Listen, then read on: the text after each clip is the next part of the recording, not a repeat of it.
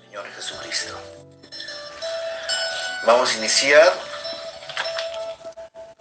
esta enseñanza y predica también en el nombre de nuestro Señor. Los invito a que me acompañen en oración. Padre, venimos ante ti a darte gracias, Señor, por todo lo que nos das y nos brindas. Te damos gracias por ese amor que tienes con cada uno de nosotros y te damos gracias porque tú nos mantienes firmes contigo. Gracias, Señor, por poner tus ojos sobre cada uno de nosotros. Gracias, Padre,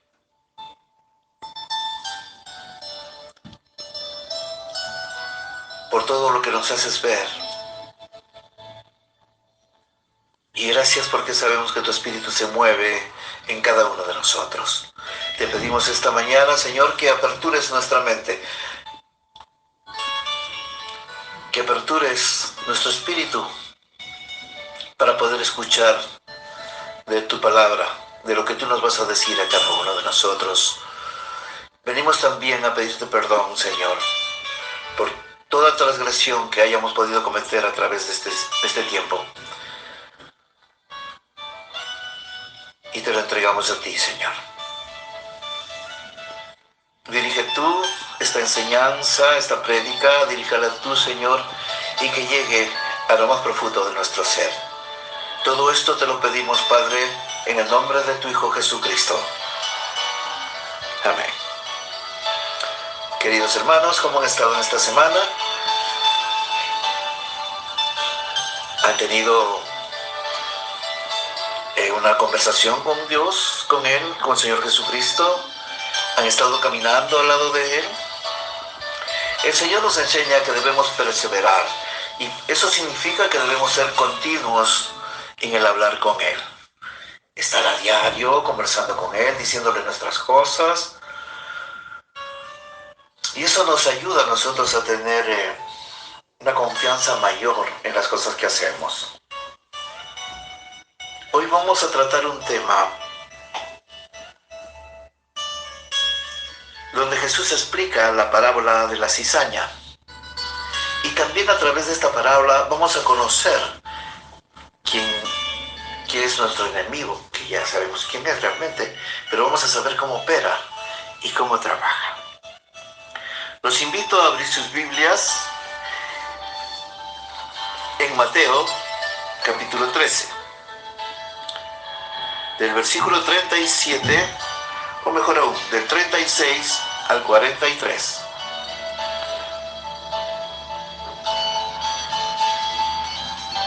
Y la palabra dice así: Entonces, despedida la gente, entró Jesús en la casa, y acercándose a él sus discípulos le dijeron: Explícanos la parábola de la cizaña del campo. Respondiendo, él les dijo: El que siembra la buena semilla es el Hijo del Hombre. El campo es el mundo. La buena semilla son los hijos del reino, y la cizaña son los hijos del malo. El enemigo que la sembró es el diablo. La siega es el fin del siglo, y los segadores son los ángeles. De manera que como se arranca la cizaña y se quema en el fuego, así será en el fin de este siglo. Enviará el Hijo del Hombre a sus ángeles, y recogerán de su reino a todos los que sirven de tropiezo y a los que hacen iniquidad. Y los echarán en el horno de fuego. Allí será el lloro y el crujir de dientes. Entonces los justos resplandecerán como el sol en el reino de su Padre. El que tiene oídos para oír, oiga. Es nuestro Señor Jesucristo, el Maestro de maestros, el más grande, un ser lleno de sabiduría. Y él comienza a hablar a sus discípulos en ese entonces, y hoy nos está hablando a cada uno de nosotros. El que hace la buena siembra es Cristo. Lo hace en el mundo, que es el campo. Lo hace y lo siembra en los hijos de la simiente. Mejor dicho, está hablando de los hijos del reino, en los cuales él reina y gobierna. La cizaña son los hijos de lo malo, que es el demonio.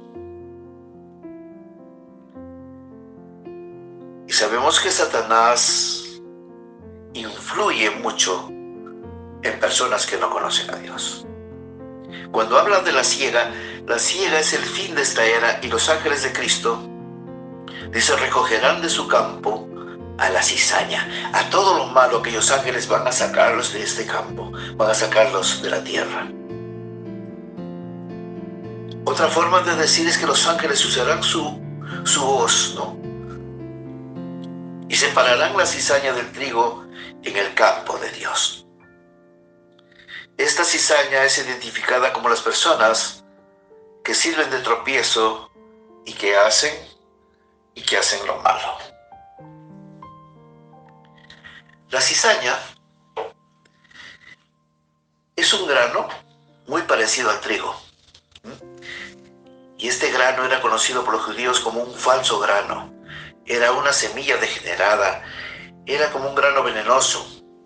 Y este grano producía sueño, apatía, pereza, confusión y finalmente la muerte.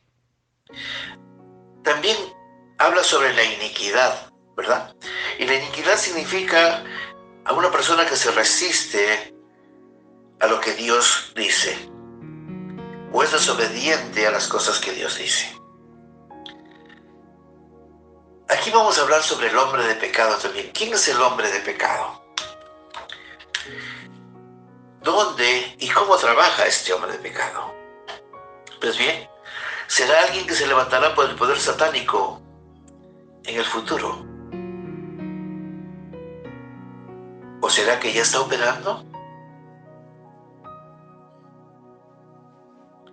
Y nos estamos refiriendo directamente al anticristo. La Biblia no dice que reinará, sino que será destruido, y quien reinará por todos los siglos va a ser el Señor Jesucristo. A Satanás también se le llama el hijo de perdición, y su destrucción será en el momento de ser revelado, por lo que hará todo en su poder para esconder su verdadera identidad. Él no va a querer que lo reconozcamos de ninguna manera. Ahora, él está escondido para el hombre natural. O sea, el hombre natural es aquel que dice creer en Dios, pero que no lo conoce a Dios. Él está escondido para este hombre natural, o sea, no va a poder ver. La persona natural no va a poder ver cómo opera Satanás. Pero no así para Dios, ni para Cristo, ni para el hombre que tiene a Cristo en su vida. A todo aquel que tiene en su corazón a Cristo, él se va a dar cuenta de las cosas malas que hace el anticristo. Pues bien, pero el anticristo, ¿qué es? Es parte de un sistema de gobierno que justamente se opone a Dios, porque él está justamente en el lado de las tinieblas. Ver al anticristo como un individuo, como una persona, eso es lo que él espera que creamos de él. Eso es lo que él de una u otra manera quiere enseñar a través de diferentes doctrinas, que él se va a presentar como un hombre. Es difícil tratar de identificarlo como un individuo específico, por decir, es aquel, en un tiempo determinado. Y cuando tratamos estos temas, esto va a llevar a debates doctrinales. que no ayudan a los propósitos de Dios. Y eso es lo que Satanás quiere, que entre los conocimientos que vienen justamente de los estudios del futuro, de las teorías escatológicas, estudio de los tiempos finales, ha producido en los creyentes una mentalidad que no tienen soluciones reales o prácticas. Y eso hace que haya una división.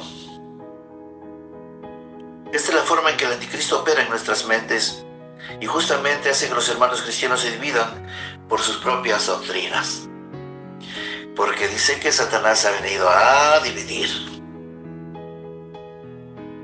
y hacer el mal. El anticristo es un ser espiritual, ¿verdad? Y se expresa a través del hombre. Pues bien, para ver al hombre de pecado, primero tenemos que ver al hombre de Dios. ¿Y cómo podemos identificar a Satanás y conocer sus caminos?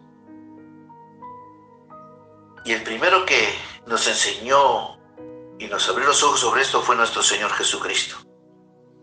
Porque Él vino y lo reveló. En Juan capítulo 1, versículo 18, la palabra dice: a Dios nadie le vio jamás. El unigénito Hijo que está en el seno del Padre, Él le ha dado a conocer. Por tanto, tenemos que saber que el señorío de Jesucristo, o sea, el Señor Jesucristo, su poder. Cuando hablamos de Señor, cuando tú dices Señor Jesucristo, estás demostrando que Él es tu Señor. Y si Él es nuestro Señor, Él debe estar establecida en nuestras vidas para poder discernir lo que el anticristo quiere hacer. El hombre es gobernado ya sea por el Espíritu de Dios o por el espíritu del poder que opera en los hijos de desobediencia. Hay solamente dos caminos. La misma palabra nos enseña en Efesios capítulo 2, versículo 2, dice: en los cuales anduvisteis en otro tiempo, siguiendo la corriente de este mundo, conforme ¿a quién? Al príncipe de la potestad del aire, el espíritu que ahora opera en los hijos de desobediencia, y se está refiriendo a Satanás, al demonio, a esa fuerza que opera en las tinieblas y que influye en la mentalidad de muchos hombres y mujeres que no conocen a Dios. Es por eso que sus vidas están torcidas, es por eso que escogen caminos totalmente equivocados, que los lleva no solamente a una muerte física, sino a una muerte en el espíritu. Ningún hombre puede gobernarse a sí mismo, y de esto justamente aprovecha Satanás. Y te hace creer que tú eres el que ordenas tu vida, y él te hace creer que lo que tú estás haciendo está bien. Te hace creer aquello. Bien. Vamos a Juan capítulo 8, del versículo 41 al 44. Y dice: vosotros hacéis las obras de vuestro padre. Entonces le dijeron: nosotros no somos nacidos de fornicación, un padre tenemos, que es Dios. Y aquí Jesús entonces le dijo: si vuestro padre fuese Dios, ciertamente me amaríais, porque yo de Dios he salido y he venido, pues no he venido de mí mismo, sino del que me envió. ¿Por qué no entendéis mi lenguaje? ¿Por qué no podéis escucharme y mi palabra? Vosotros sois de vuestro padre el diablo, y los deseos de vuestro padre queréis hacer. Él ha sido homicida desde el principio y no ha permanecido en la verdad, porque no hay verdad en él. Cuando habla mentira, de suyo habla, porque es mentiroso y padre de mentira. El Señor Jesucristo está hablando en aquella época.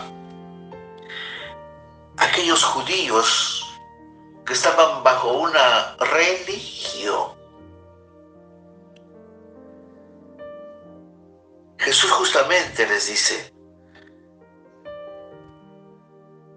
que su padre de estos judíos era el demonio. Pero ellos le dicen al Señor Jesús, no, pero si nosotros, nuestro Padre es Dios. Ellos confesaron que Dios era su Padre, pero ignoraban completamente el espíritu que operaban en ellos. Es por eso que hay muchos que dicen, yo creo en Dios, pero no conocen a Dios. El conocer a Dios significa que tú debes conocer los principios que Dios te pide. Él te marca caminos que tienes que seguir. Si tú no sigues los caminos que Dios te indica, entonces no estás siguiendo sus principios. Hay dos caminos en el hombre, es obediencia o rebelión. O sea, ¿eres obediente o eres un rebelde delante de Dios? ¿Usted va a ser obediente a los principios de Dios o automáticamente? Si no es así, estás en rebeldía. Y la otra opción es ser obediente a los principios que operan contra Dios. O sea, el anticristo. Vas a hacer todo lo que el anticristo o lo que el demonio quiere. En Mateo capítulo 12, versículo 30. El que no es conmigo, dice la palabra, contra mí es. Y el que conmigo no recoge, desparrama. Y eso lo dice el Señor. Muchos piensan y dicen que si no obedecen, pues bueno, debemos pedir perdón y todo se restaurará. Eso es cierto, porque Dios siempre tiene misericordia, siempre Dios te va a perdonar. Pero esto no es algo solamente tan sencillo como que transgredes y pides perdón, como que transgredes y pides perdón. Entonces, usted es perdonado, pero usted entorpece lo que Dios hace en tu vida por tu comportamiento. Tu comportamiento es un principio que debes llevar para que puedas demostrar que eres un hijo de Dios. Dios dice, el que no es conmigo, contra mí es. Si conmigo no recoge, o sea, no une, entonces desparrama, entonces separa. ¿Qué está diciéndonos el Señor? Que la iglesia, que no es un templo, la iglesia es todo aquel que cree en el Señor Jesucristo, no puede ser detenida ante ¿qué? Ante filosofías, ante fortalezas, ante tradiciones. No puede ser justamente detenida ante costumbres y quereres de este mundo. Y para conocer lo falso, pues necesitamos conocer lo verdadero, ¿verdad? Y Dios es el verdadero. La palabra nos va a enseñar muchas cosas. Miren, en Efesios 1:17, para que el Dios de nuestro Señor Jesucristo, dice, el Padre de Gloria, os dé, dice, espíritu de sabiduría y de revelación en el conocimiento de Él.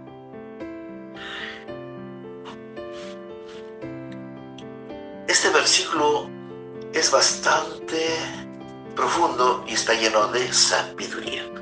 Para que el Dios de nuestro Señor Jesucristo, el Padre de Gloria, os dé espíritu de sabiduría y de revelación en el conocimiento de Él. Nadie te va a dar la sabiduría real como Él mismo nos las puede dar a todos nosotros. Y aquí vamos a hablar un poco sobre lo que el Señor Jesucristo es. La unción del Señor Jesucristo. El hombre de pecado es el anticristo. El nombre mismo de anticristo está diciendo que se opone a Cristo. ¿Se opone a quién? Al ungido, que es el Señor. Está en una oposición directa a la unción de Dios. El ungido es la unción. Él está ungido por el Espíritu, por el mismo Dios. Cuando Jesús andaba con sus discípulos, preguntó: ¿quiénes dicen los hombres que es el Hijo del Hombre? Y cuando recordamos Mateo capítulo 16, versículo 13, viniendo Jesús a la región de Cesarea de Filipo, preguntó a sus discípulos diciendo: ¿quién dicen los hombres que es el Hijo del Hombre? Y aquí Pedro lo identifica como el Cristo, el ungido de Dios. Y llegó a esta conclusión por medio de la revelación que se le dio Dios Padre. Y la única forma de discernir la unción de Dios es por revelación. Mejor dicho, todo lo que Él hará para edificar la iglesia, o sea, todo lo que Dios hará para edificar la iglesia tiene que ser hecho por medio de la unción, de lo que el Señor Jesucristo te va a dar. El anticristo se opone a todo tipo de edificación. Él no quiere nada que se edifique, Él no quiere nada que se ordene. El Señor Jesucristo, en su sabiduría, en lo que Dios mismo le daba a Él, todo aquello compartía con nosotros. Él nunca dejó de enseñar. Él siempre enseñaba. En Efesios capítulo 4, del versículo 11 al 16, y Él mismo dice: constituyó a unos, ¿qué? Apóstoles, a otros profetas, a otros evangelistas, a otros pastores y maestros, a fin de perfeccionar a los santos para la obra del ministerio, para la edificación del cuerpo de Cristo, que es la iglesia, hasta que todos lleguemos a la unidad de la fe y del conocimiento del Hijo de Dios, a un varón perfecto a la medida de la estatura de la plenitud de Cristo, para que ya no seamos niños fluctuantes, llevados por doquiera de todo viento de doctrinas, por estratagema de hombres que para engañar emplean con astucia las artimañas del error. Las artimañas de lo falso significa, sino que siguiendo la verdad en amor, crezcamos en todo en aquel que es la cabeza, y esto es Cristo, porque el Señor Jesucristo es la cabeza de la iglesia, de quien todo el cuerpo, que somos nosotros, bien concertado y unidos entre sí por todas las coyunturas que se ayudan mutuamente según la actividad propia de cada miembro, recibe su crecimiento para ir edificándose en amor. Y Jesús delegó esta unción que Él tenía a algunos hombres escogidos también. Porque cuando Él habla en una forma genérica, está hablando a toda la iglesia en general. Y toda la iglesia son todos aquellos que creemos en el Señor Jesucristo, ¿no? Pero también Él dio una unción especial, en un sentido, aperturando 5 ministerios que operan en la iglesia para su edificación, y contra todo esto está ¿quién? El anticristo. Con todo esto podemos ver con claridad que el anticristo buscará en el futuro tomar el lugar de Jesucristo. Tenemos que recordar que Él será una falsa revelación de Dios. Él traerá una imagen falsa. Él va a ser un falso profeta. Va a ser una falsa voz. Y este será adorado por aquellos que son engañados por su espíritu. La palabra dice que aún los escogidos serán engañados. El espíritu del anticristo se manifiesta por medio de un falso profeta. Y en el mundo en que estamos viviendo, hay establecidas ya que filosofías, ideologías que gobiernan el mundo, estilo de vida de las personas, los diferentes países, naciones, iglesias. El sistema en el cual nosotros vivimos es el resultado, ¿saben qué? De muchas generaciones formadas por costumbres, tradiciones y culturas. Pero recordemos que sin el gobierno de Cristo en nuestras vidas, podemos ser sometidos a este sistema que son gobernados por los gobernadores del aire.